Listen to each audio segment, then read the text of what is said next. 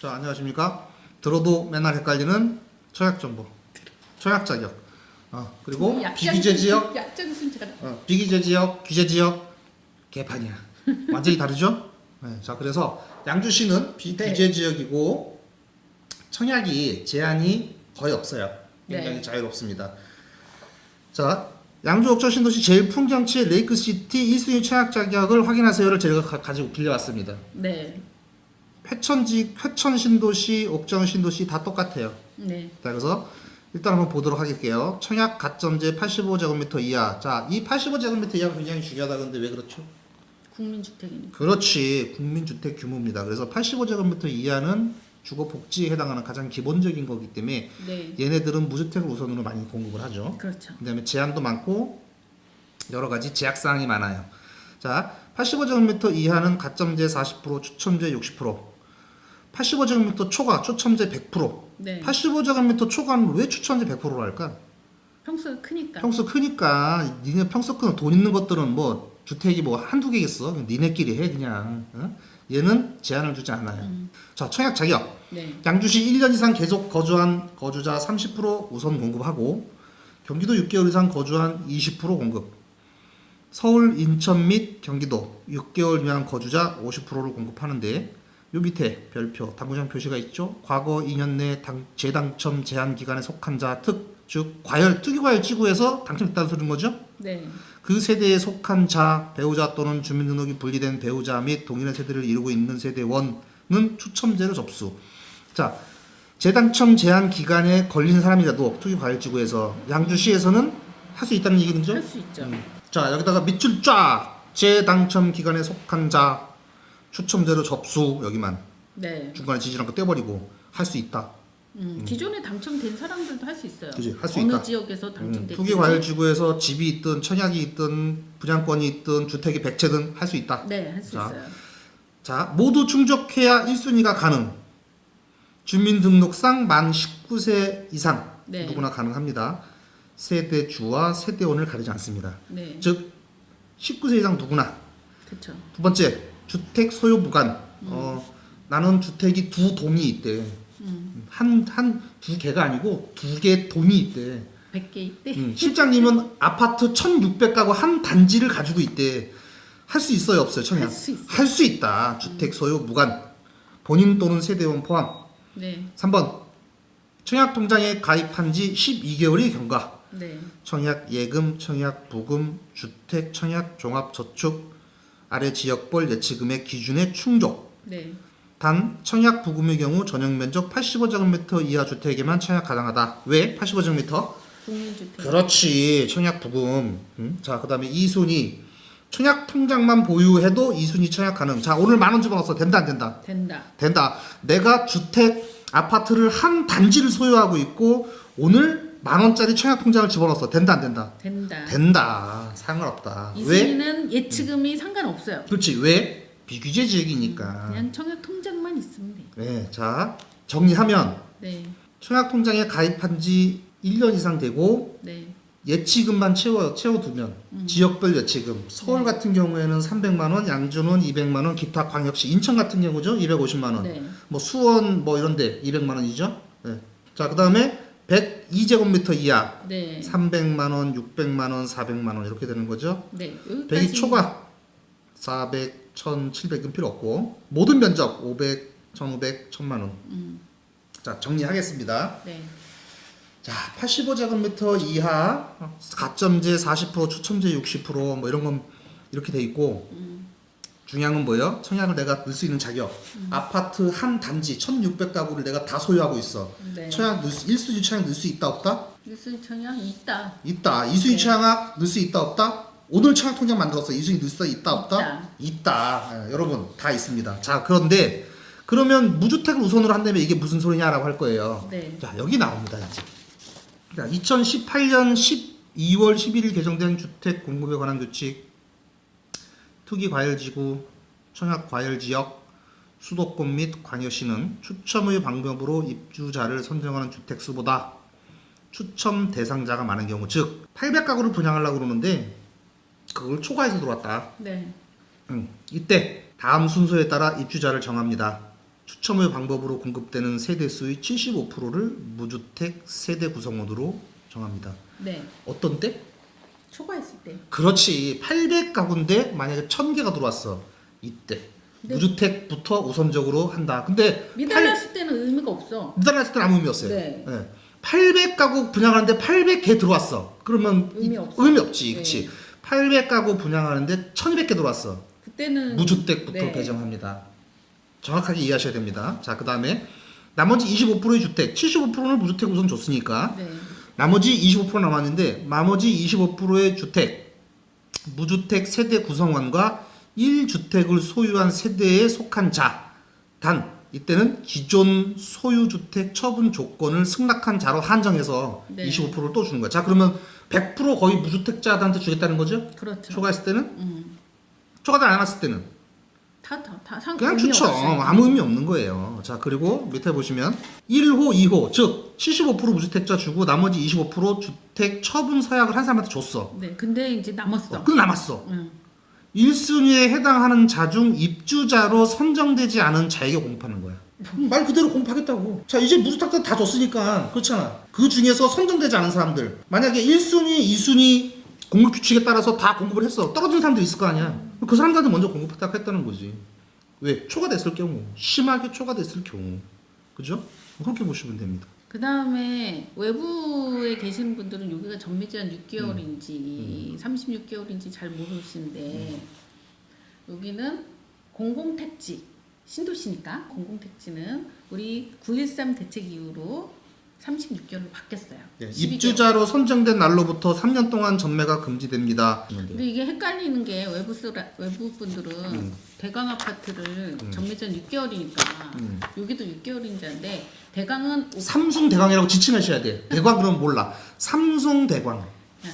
삼성 대강은 옥정 신도시 안에 있는 게 아니라 밖에 있는 거기 때문에 그렇죠. 공공택지가 아니에요. 네, 민간 그거는 택지예요. 민간 택지. 즉 누군가 땅 사거나 아니면 내 땅에다 아파트 진 거야. 네. 그러니까 이거는 공공이 개입될 여지가 없잖아요. 그러니까 이거는 그래서 전매 제한 전매제한 6개월밖에 안 되는 6개월. 겁니다. 그렇죠. 자, 그리고 옥정 신도시 안에 있는 거는 공공택지 신도시처럼 공공의 기금으로 운영하는 거니까 그래서 공적 자금이 투입된 거기 때문에 요거는 공공택지라고 그러고 공공택지이기 때문에 이익을 목적으로 하지 않고 주거 안정을 목적으로 하기 때문에 싸게 공급을 하는 겁니다. 그래서 전매 제한 36개월입니다. 그래서 투기하지 말아라라고 해서 전매 제한 36개월이 적용이 됩니다. 그리고 아까도 얘기했지만은 양주든 어느 지역에든 당첨된 사람은 연수에 상관없이 무조건 넣을 수가 있어요. 그렇죠. 근데 자꾸 옆집 아줌마 묻고 지나가는 사람만 있고 모델하우스에 떴다방 얘기 듣고 그리고 이제 헷갈려 해갖고 전화하고 난 또 이거 입주자 모집 공고 찾아서 보내드리고 자, 그리고 자 볼까요? 자, 그래서 청약 통장에 이래서 당첨이 됐다 만약에 네. 그러면 그 청약 통장 당첨된 청약 통장은 그 효력을 잃는 거예요. 그렇죠. 돈이 없어지는 게 아니야. 어떤 분이 돈을 빼간다고 그러더라고. 돈을 빼가는 게 아니고 내가 돈은 뺏어 쓰세요 본인이. 청약 통장에 500만 원을 가입해 놨는데 이거를 청약을 해서 당첨이 됐어. 그러면 내가 거기를 계약을 하든 계약을 하지 않든 그 통장은 효력을 잃고 돈을 다 찾아서 다시 가입해야 돼요. 그렇죠. 그러면 그때부터 이때부터 다시 청약 통장에 기간이 효력이 발생하는 거예요. 당첨된 청약 통장은 다시 쓸 수가 없어. 재사용이 안 돼요. 그러니까 무조건 다시 만드셔야 돼. 내가 당첨이 돼서 계약을 하든 안 하든 다시 만들어야 돼. 당첨만 되면은. 근데 이렇게 생각하시는 분들이지.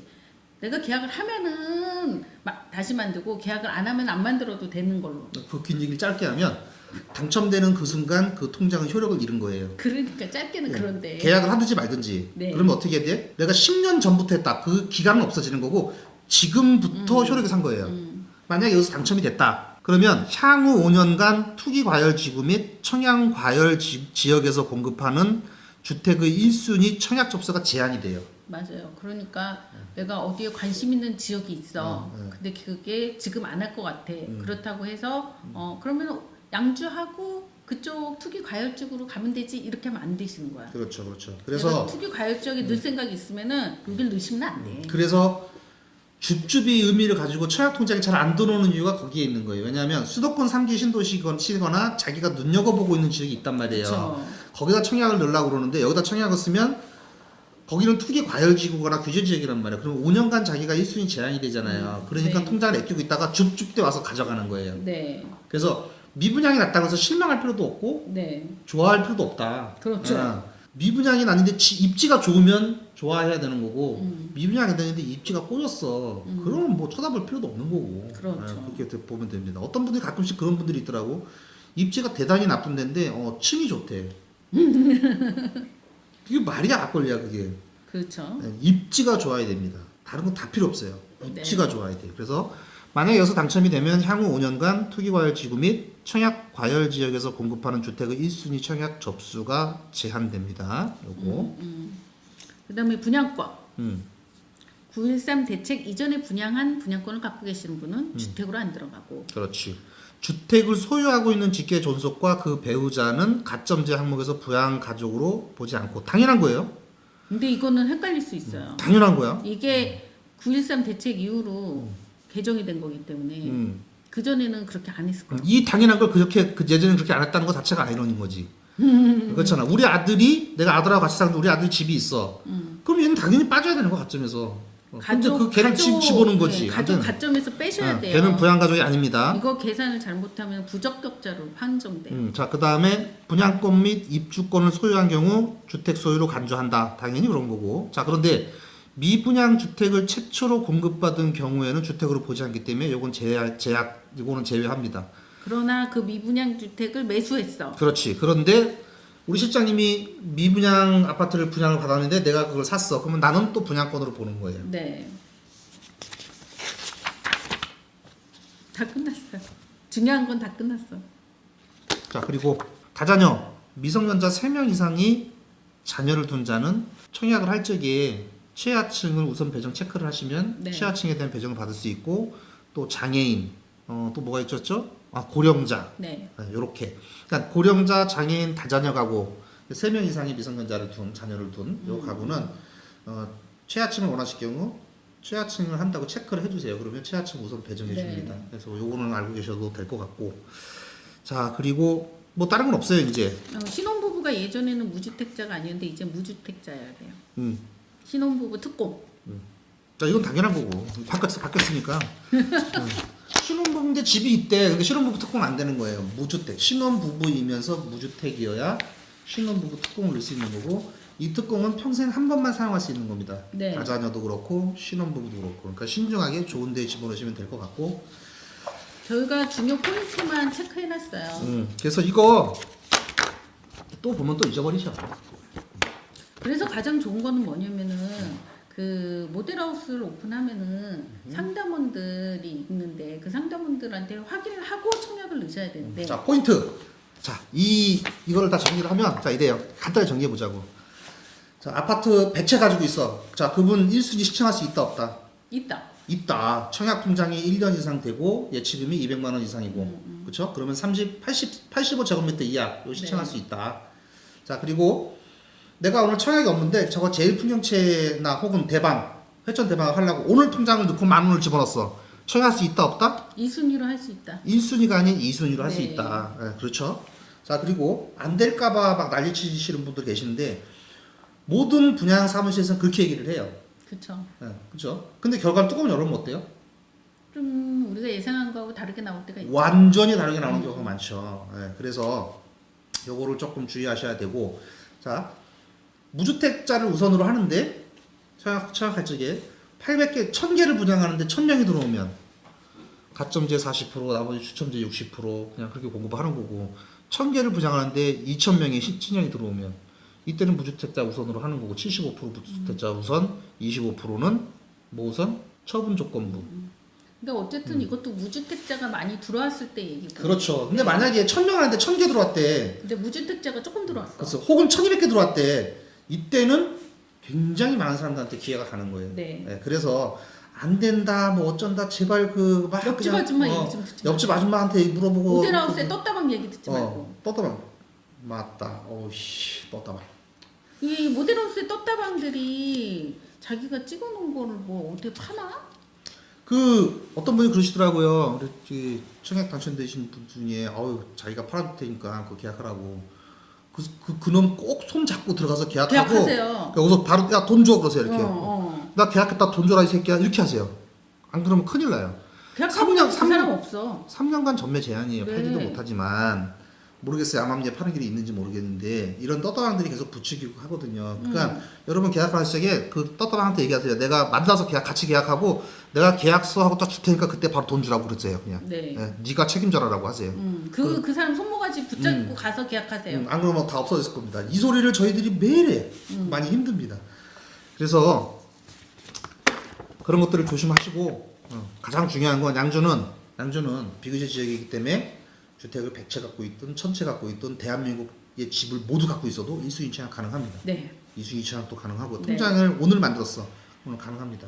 단 언제까지는 만들어야 되냐면 공고일 전에는 만들어야 돼요. 네. 그러니까 제일풍경채 2순위에 넣고 싶으신 분들은 지금이라도 만드세요. 그렇죠. 2만 원 갖고 가셔서 2만 원 넣고 통장 만들어 주세요라고 하시면 됩니다. 그리고 1순위라고 좋은 동호수 주는 거 아니에요? 그렇죠. 네. 2순위라고 나쁜 거 주는 거 아니고 네. 1순위라고 좋은 동호수 그냥 주는 거 운이에요, 아닙니다. 운. 네.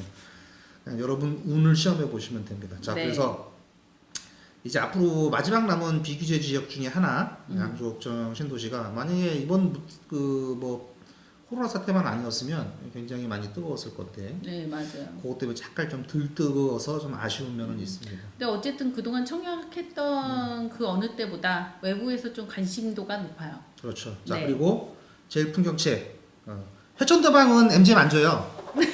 맞아요. 그런데 저희가 해천대방을 권하는 이유는 그만큼 좋기 때문에 그런 거예요. 네. 네, 투자자분들께서는 제일 풍경채 혹은 해천대방 굉장히 좋게 본단 말이에요. 근데 나는 전철역에 소규모 아파트를 원해. 그러면 당연히 대방을 갔다가 떨어지면 풍경채로 오시면 네. 되는 거고 다른 데 보니까 호수공원이 제일 많이 올랐어. 그리고 호수공원 주변으로 보니까 작은 평수는 없고 다 큰 평수만 있더라고. 그래서 난 큰 평수를 할 나는 거야. 그냥 호수공원 보이는 데서 여유롭게 살고 싶어. 나는 초품화가 좋아. 애들하고 네. 자전거 타고 놀 거야. 뭐 이런 분들은 그냥 소신 있게 하시면 됩니다. 네. 그래서 내가 보기에는 두 개가 어느 시점의 문제지 이 두 개가 가격은 다 오를 거예요. 네. 그래서 자기 소신대로 이렇게 해주시면 됩니다. 자, 그리고 뭐 따로 드릴 말씀은 없나? MGM 접수해 주실 분 전화 주세요. 아, 그렇죠. 네, 그걸 까먹었어. 우리가 이 유튜브를 찍는 이유가 MGM 모집인데 큰일 날 뻔했는데 제일 풍경채에는 MGM이 있습니다. 그래서 저희하고 같이 이제 청약을 같이 들어가실 분들은 저희 시장님이나 저한테 전화를 주시면 저희들이 등록을 해서 네. 그렇게 진행하도록 하겠습니다. 자, 그러면 다음 시간에 다시 뵙겠습니다. 네.